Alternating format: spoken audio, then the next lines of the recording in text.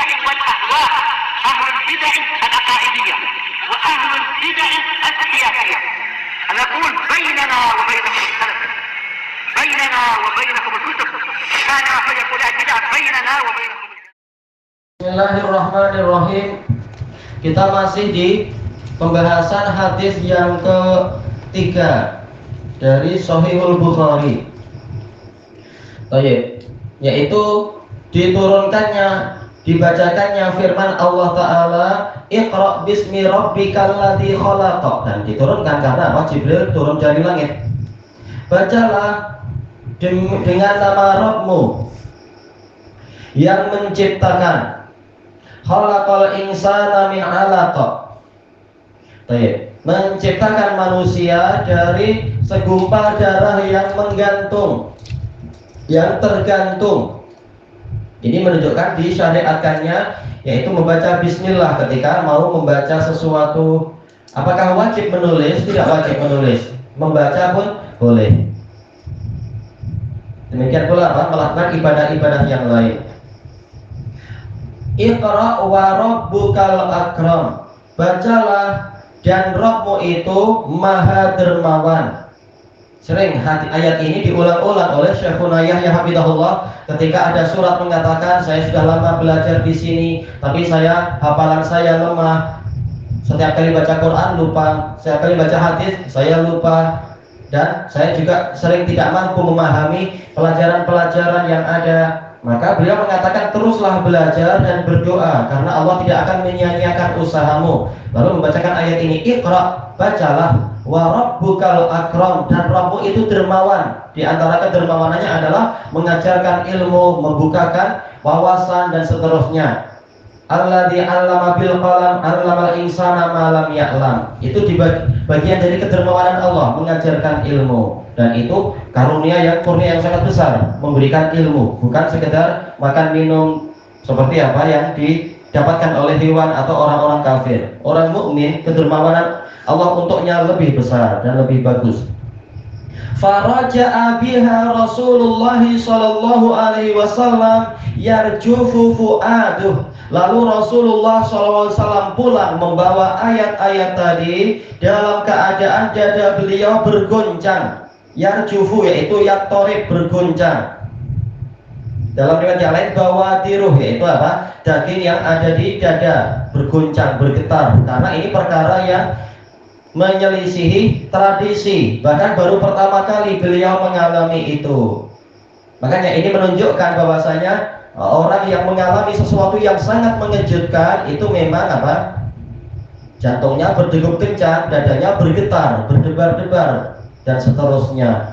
Makanya nanti Rasulullah disebutkan diberi diselimuti sampai rasa takutnya hilang, menunjukkan beliau ketakutan. Ya, baru jumpa seorang guru, tahu-tahu didekap sampai sesak nafas, diulang 3 kali, dipaksa-paksa baca, padahal tak mampu baca. Mungkin kalau anak sekolah sudah besok tak nak sekolah lah, udah takut jumpa cikgu macam itu.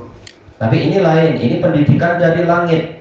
Dan yang dididik juga orang yang jiwanya sangat kuat. Walaupun takut, tapi nanti rindu. Sebagaimana di dalam hadis Jabir, beliau rindu untuk didatangi malaikat itu lagi. Karena ini bukan ilmu yang sembarangan, ini ilmu yang penuh berkah. Kemudian fadakhala ala Khadijah binti Khuwailid radhiyallahu anha. Lalu Rasulullah SAW masuk menemui Khadijah binti Khuwailid radhiyallahu anha. Faqal zammiluni zammiluni. Beliau berkata, selimutilah saya, selimutilah saya. Ini mengulang untuk menguatkan. Fazammalu, lalu mereka pun menyelimutinya. Tidak, mereka malah sibuk. Jap. Coba duduk dulu sebelum kami kasih selimut, cerita dulu apa. Tak, mereka langsung menyelimuti. Maka ini diambil faedah oleh Imam Ibnu Battal dalam syarah Sahih Bukhari beliau, yaitu yang disyariatkan kalau orang itu ketakutan langsung dibantu untuk menghilangkan ketakutannya. Jangan ditanya ini itu. Dikhawatirkan kalaupun dia ceritanya akan terputus-putus, ceritanya akan salah, hatinya sedang goncang. Bagaimana dia akan mampu bercerita dengan benar? Maka apa? Ditenangkan dulu. ditenangkan. Dia minta diselimuti, kasih selimut. Dia minta minum, kasih minum. Dia minta diurut, diurut dulu dan sebagainya. Jangan ditanya banyak-banyak, dia pasti kebingungan, kasihan.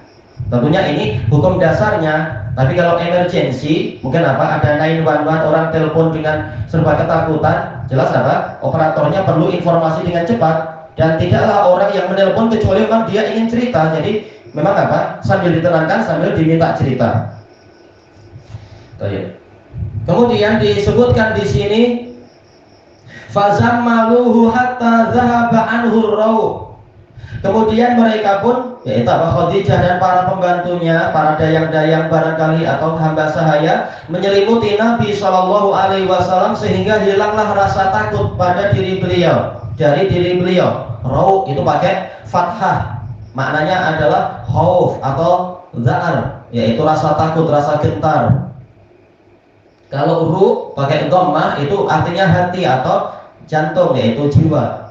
Faqala li Khadijah wa akhbaraha al-khabar. Lalu Rasulullah SAW menceritakan berita-berita tadi kepada Khadijah.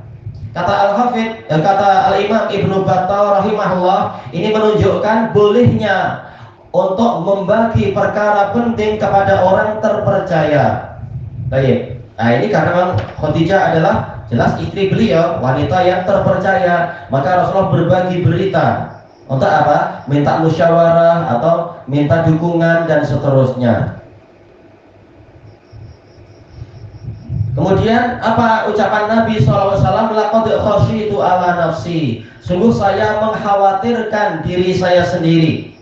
Disebutkan oleh Imam Nawawi, menukilkan dari Al-Qadhi Iyad bahwasanya keraguan akan wahyu itu tak boleh. Gimana ragu? Gimana malah takut? Mengkhawatirkan ini dan itu, tak boleh Rasulullah takut. Tapi jelas yang dimaksudkan bukan ragu tentang kebenaran, tapi apa? Ini kejadian yang baru pertama kali beliau alami. Wajar apabila beliau itu merasa takut, apalagi sampai apa? Disikapi dengan sekeras itu oleh malaikat itu. Wajar beliau khawatir. Apa maksudnya beliau khawatir di sini? Dijelaskan oleh Al-Hafidh Ibnu Hajar rahimahullah, juga dinukilkan oleh Imam Nawawi sebelum itu tentunya, yaitu khawatir yang datang adalah setan. Di tempat yang sepi boleh jadi setan datang untuk apa? Memberikan bisikan-bisikan yang menyesatkan. Dan ini yang banyak dialami oleh orang-orang sufiyah, seperti yang disebutkan oleh Al-Hafidh Ibnu Al-Jauzi rahimahullah ta'ala di dalam Talbis Iblis. Orang-orang sufiyah suka menyendiri, mencari tempat sepi untuk dapat wahyu, dapat wangsit. Tidak merasa cukup dengan wahyu dari Allah yang disampaikan pada Rasulnya. Ingin jadi nabi. Banyak dari mereka ingin jadi nabi, ingin jumpa Nabi Khidir, dapat apa? Ilmu laduni. Bahkan apa? Sebagian ingin jadi Allah sekalian. Na'udzubillah. Baik, tatkala niatnya buruk dan langkahnya buruk, tidak ikut sunnah tapi ikut bid'ah, memang yang datang adalah setan. Setan akan mendatangi orang-orang yang tidak puas dengan sunnah. Baik. Tetapi di sini Rasulullah khawatir jangan-jangan saya didatangi oleh setan, dikasih bisikan yang keliru dan seterusnya. Maka tampillah Khadijah menjalankan tugasnya sebagai apa? Sebagai penguat di sini. Faqalat Khadijah kalla. Khadijah mengatakan sama sekali tidak. Kata Imam An-Nawawi rahimahullah, kalla ini adalah linnafi wal idrok, yaitu apa? Kalau nggak salah beliau bilang idrok, nafi betul, yaitu untuk meniadakan, untuk menghapus apa yang dikhawatirkan tadi. Lalu beliau menyebutkan ada beberapa makna dari kalla. Terkadang maknanya adalah bimakna ala, yaitu harfut tanbih. Tapi jelas yang pertama itulah yang diinginkan, yaitu Khadijah mengatakan kalla untuk menghapus kekhawatiran Nabi. Sama sekali engkau tidak akan mengalami yang Anda khawatirkan itu. Wallahi la yuhzikallahu abada. Demi Allah, Allah tidak akan menghinakan Anda selama-lamanya. Al-khizyu yuhzika, ini maknanya fadhihah wal khudlan wal hawan. Sebagaimana disebutkan beberapa makna itu oleh Imam Nawawi dalam Syarah Sahih Muslim. Al-khizyu yaitu kehinaan, kerendahan, membongkar aib. Sama sekali Allah tidak akan menghinakan Anda. Sama sekali Allah tidak akan membongkar aib-aib Anda. Kenapa? Nah, sekarang didatangkan harfu taukid inna. Untuk apa? Taklil. Apa alasannya? Ini pelajaran apa? Ushul fikih.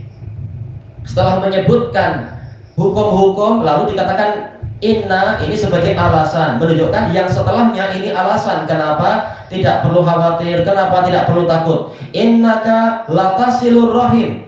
Ini pertama, sesungguhnya Anda benar-benar menjalin kekerabatan. Orang yang memuliakan kerabat tidak akan dihinakan oleh Allah, karena syariat Allah yang tidak pernah dihapus diantaranya adalah yaitu memuliakan sanak kerabat.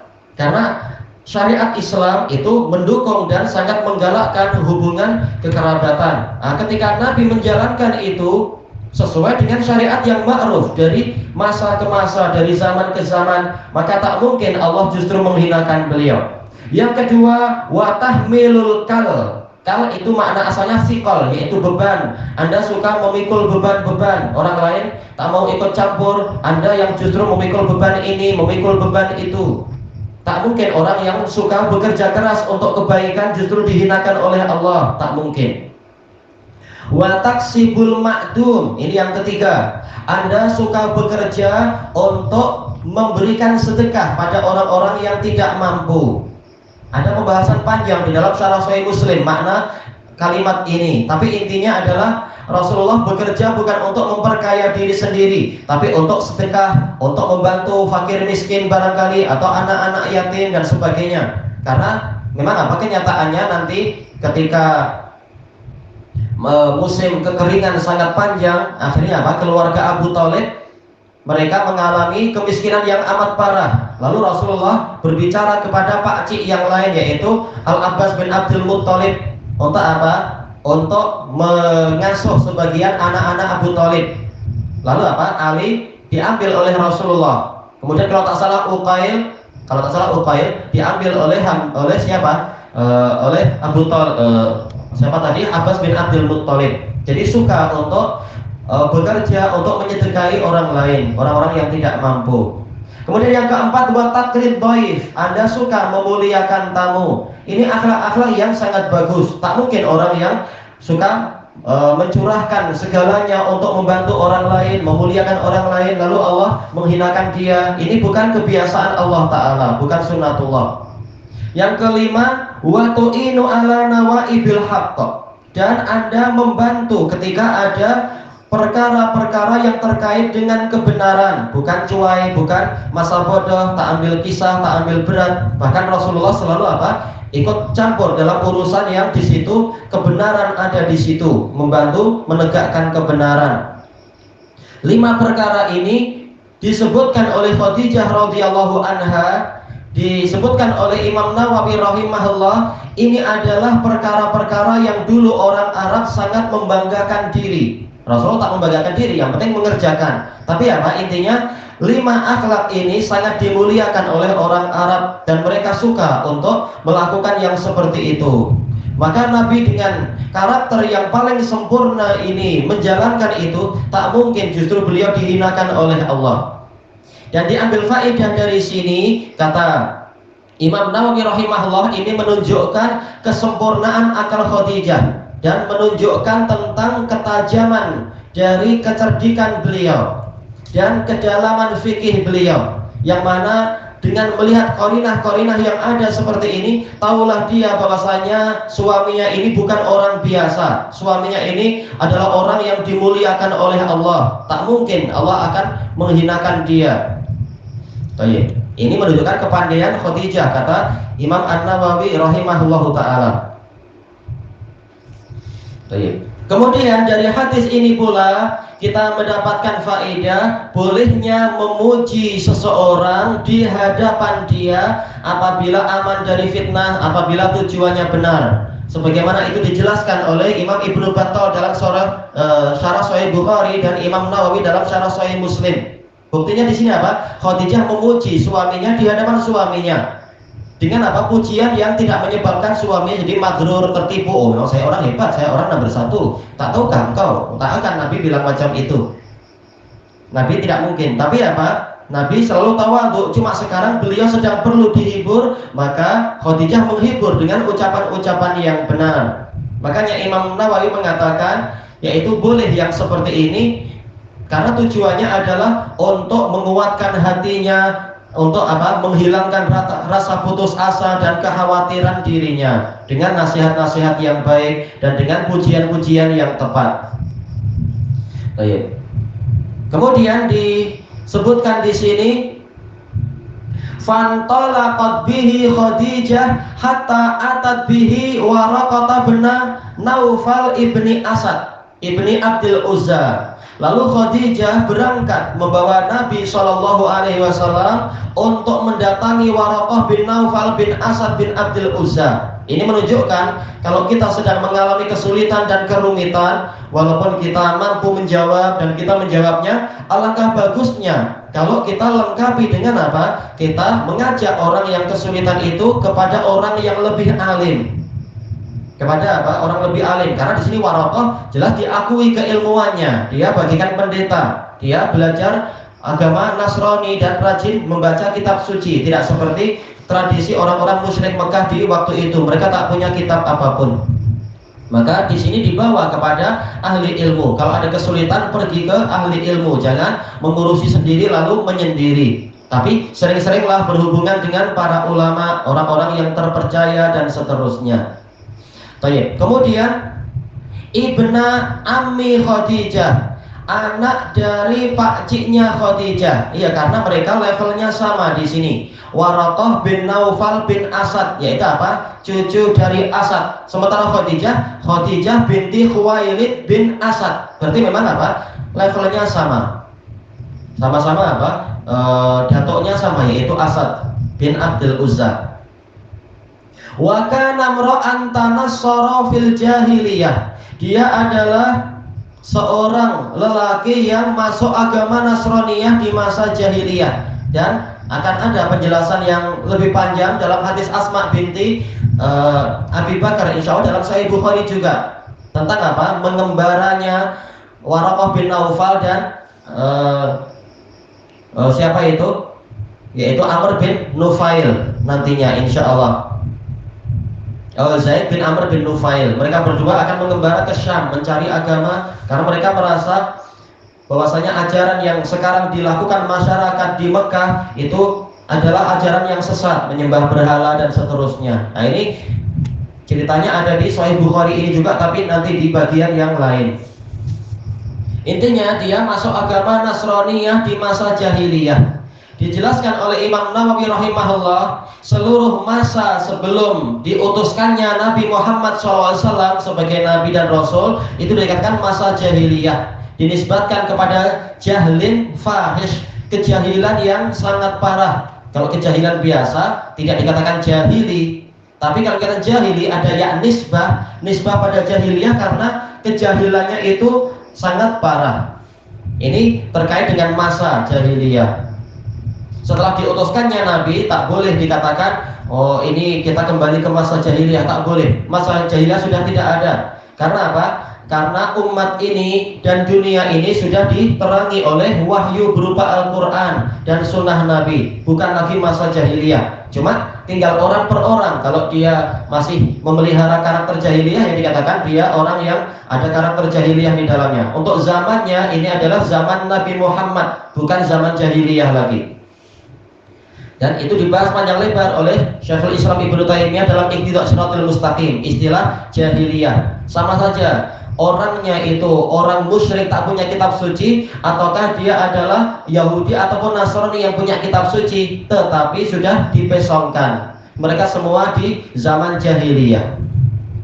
Wa kana yaktubul kitaba al-Ibrani. Dia sering menulis kitab berbahasa Ibrani. Fayaktubu minal Injil bil Ibraniyah. Beliau menulis kitab Injil dengan bahasa Ibrani, masya Allahu ayyaktub, sesuai dengan kehendak Allah untuk menulisnya.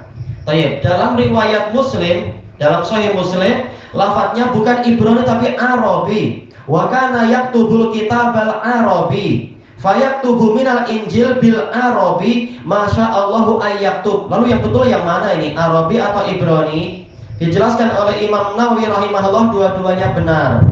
Cuma sebagian rawi menyebutkan sesuai dengan satu sudut pandang, rawi yang lain menyebutkan sudut pandang yang lain, dan boleh jadi karena ini asal hadisnya dari Aisyah, boleh jadi Aisyah terkadang cerita begini, terkadang bercerita begitu.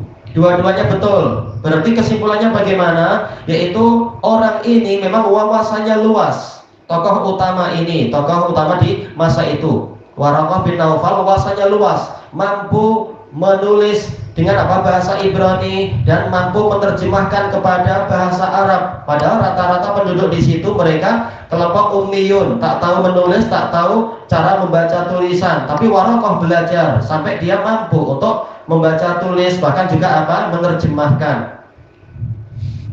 Menunjukkan dia punya ilmu yang sangat banyak. Masya Allah ayat tuh maksudnya ini adalah sesuka dia. Seperti apa? Rasulullah SAW sholat duha, Masya Allah ayyusolli, maksudnya adalah sesuka beliau. Terkadang sholat duha 8 rakaat, terkadang 4 rakaat, dan seterusnya. Menunjukkan orang ini pakar dalam menulis dibandingkan dengan orang-orang di sekelilingnya. Wa kana syaikhan kabiran qad ami, beliau adalah orang yang sudah tua renta dan telah buta. Faqalat lahu Khadijah, lalu Khadijah berkata kepadanya, ya bena'am, wahai sepupu saya, karena memang sepupu. Dalam riwayat yang lain adalah ya am, wahai pakcik. Mana yang betul? Dijelaskan oleh Imam Nawawi dua-duanya betul. Kalau yang pertama, wahai sepupu saya, ini hakiki karena memang pangkatnya sama-sama cucu dari Asad bin Abdul Uzza. Adapun yang ya am ini adalah dari sisi penghormatan, dari sisi ihtiram. Kenapa? Karena walaupun pangkatnya sama, tetapi usianya sangat jauh berbeza. Sehingga Khadijah untuk memuliakan sepupu dia yang sudah sangat tua itu memanggilnya dengan pakcik, paman. Isma' mini bini akhi, dengarlah berita dari keponakanmu itu, anak buahmu itu. Faqala lahu Waraqah ya bina akhi, madza tara? Lalu Waraqah mengatakan, wahai anak buahku, wahai keponakanku, apa yang kau lihat? Fa akhbarahu Rasulullah sallallahu alaihi wasallam khabara ma ra'a. Lalu Rasulullah sallallahu alaihi wasallam menceritakan kepadanya berita tentang apa yang beliau lihat. Faqala lahu Waraqah hadan namus alladzi nazzalallahu ala Musa. Waraqah mengatakan ini adalah namus yang Allah turunkan kepada Musa. Namus sebagaimana yang telah Anda sebutkan pada 2 malam yang lalu ya. Dia adalah mana asalnya adalah sahibu sirril malik, penjaga rahasia raja, yaitu utusan yang sangat terpercaya. Tidak semua orang berhak mendapatkan berita dari dia. Makanya tidak semua orang dapat wahyu, hanya para nabi dan rasul yang dapat wahyu. Nah dia, dan disebutkan oleh Imam Nawawi telah dinukilkan ijma' bahwasanya yang dimaksudkan di sini adalah Jibril, dan itu ma'ruf. Dan ini menunjukkan beliau memang orang yang terpercaya. Maka di sini ada bantahan kepada orang-orang Rafidhah yang menuduh Jibril itu berkhianat. Bagaimana dia berkhianat sementara dia dipercaya oleh Allah? Allah Ta'ala telah berfirman, muta'in sama amin.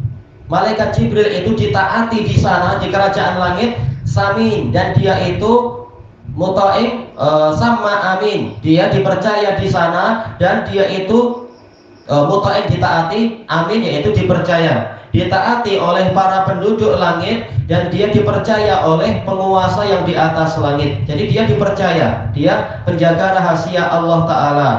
Rahasia apa? Wahyu. Telah kita lewati makna wahyu yaitu apa? Al-ikhbar ma'asir au ikhfa, pemberitaan secara rahasia atau secara samar-samar. Makanya dipanggil dengan namus.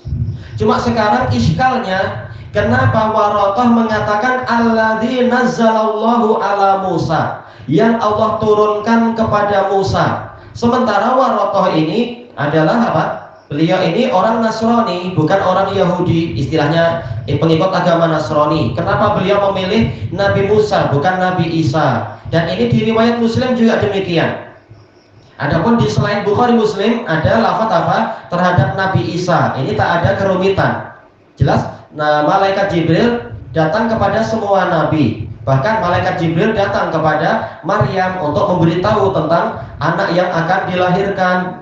Kemudian ditiupkan kepadanya ruh dan seterusnya. Dan memang Isa diperkuat dengan Ruhul Kudus, yaitu Jibril. Cuma masalahnya kenapa di Bukhari, Muslim, dan ini riwayat terkuat, Waraqah bukan mengatakan Isa tapi mengatakan Musa. Disebutkan oleh Al-Hafidz Ibnu Hajar rahimahullah bahwasanya ini isyarat bahwasanya memang nabi terbesar Bani Israel adalah Nabi Musa alaihi salam, dan syariat terbesar adalah syariat Taurat.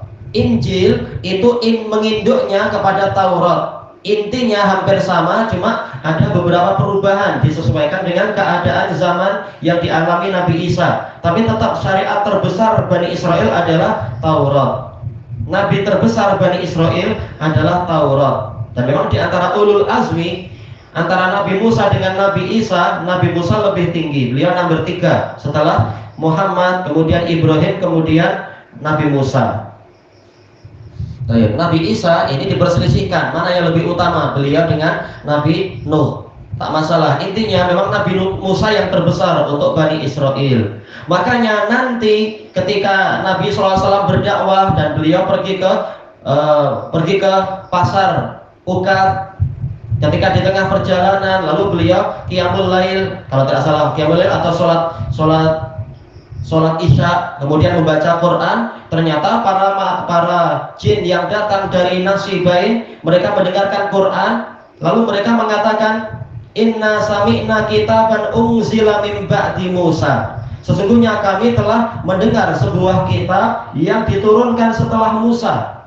Padahal sebelum Nabi Muhammad, Nabi banyak sekali. Sampai ke zaman Nabi Musa, ada Nabi Isa, ada Nabi Dawud, dan seterusnya. Kenapa yang disebutkan oleh jin tadi adalah Nabi yang jauh di atas sana, yaitu Nabi Musa. Karena memang syariat terbesar untuk Bani Israel adalah syariatnya Musa. Makanya memang Musa yang disebut-sebut, bukan Isa.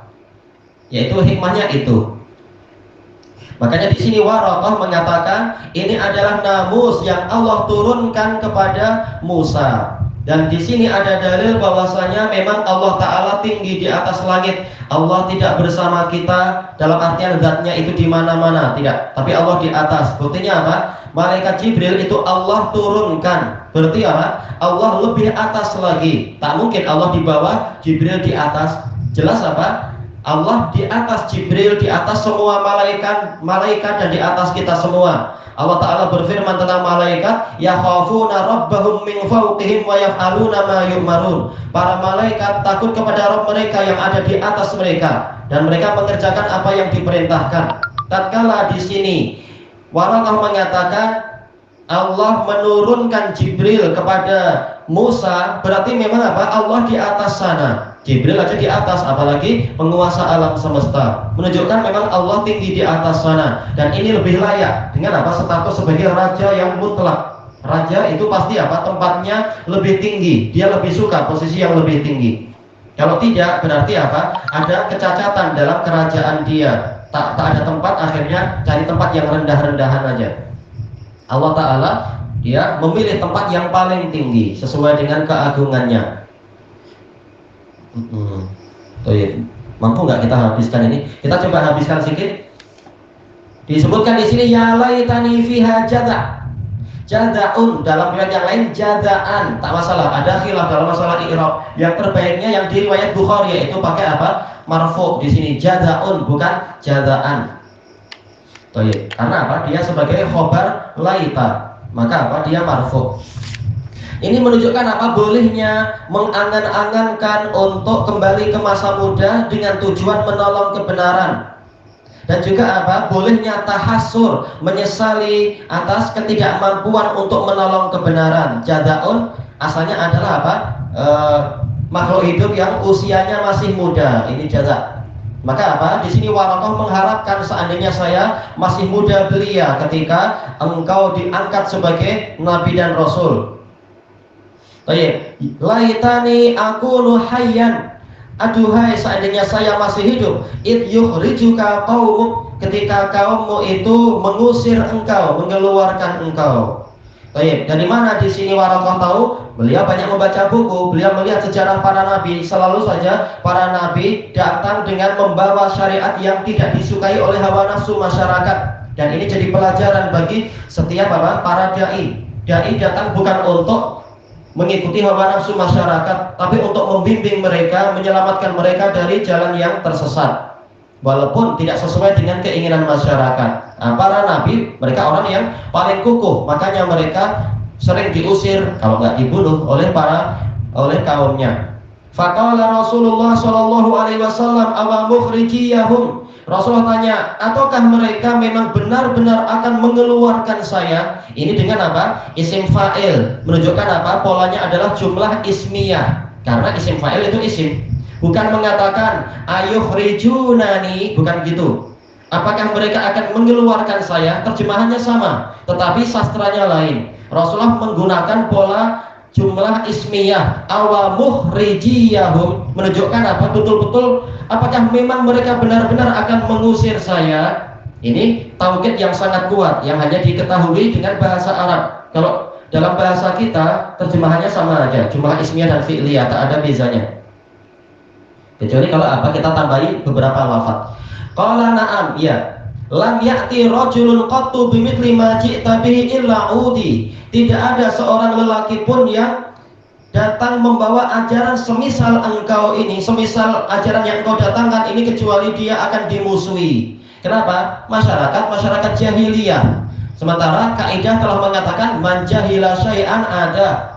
Orang yang tidak tahu sesuatu dia akan cenderung memusuhi. Nah, apalagi ajaran Nabi Muhammad ini akan sangat dimusuhi oleh mereka, karena mereka mengalami masa kekosongan wahyu selama kurang lebih 600 tahun.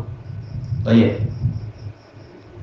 Maka itulah yang terjadi. Akibatnya dimusuhi. Dan semua rasul itu adalah lelaki, sebagaimana dalil-dalil disebutkan di dalam Al-Quran dan As-Sunnah. Baik. Wa ma arsalna min qablika min rasul min qablika illa rijalan nuhi ilaihim min ahlil qura. Tidaklah kami mengutuskan kepada seorang pun sebelummu kecuali adalah para lelaki dari penduduk kota-kota itu. Memang adalah lelaki. Untuk wanita tugasnya lain, tugasnya adalah mendukung dan mendidik anak, menguatkan, bantuan dari dalam, dan pahalanya dijamin oleh Allah Ta'ala. Tapi untuk tampil di atas panggung, istilahnya ini tugas lelaki.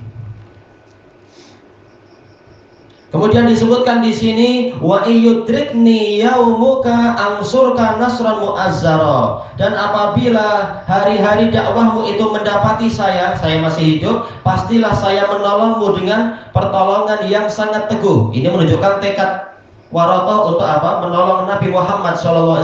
Menunjukkan apa? Beliau beriman, memang beliau mencari kebenaran.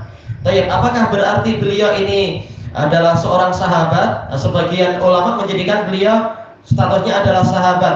Kenapa? Sesuai dengan definisi sahabat. Apa itu? Man laqiyan nabiyya sallallahu alaihi wasallam. Orang yang menjumpai Nabi, jelas jumpa ini.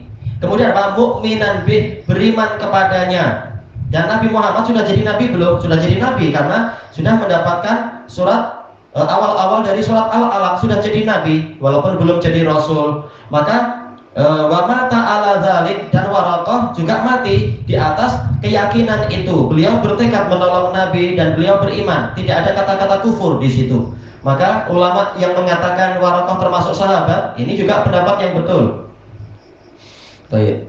Walam yanshaq Waraqatu antufi, dan Waraqah tidak lama kemudian beliau meninggal dunia, meninggal di atas apa? Perkara yang bagus, di atas keimanan dan tauhid. Wa fatarul wahyi, dan wahyu pun terputus. Dan kelanjutannya di masa yang akan datang insyaallah pembicaraan masalah keterputusan wahyu itu.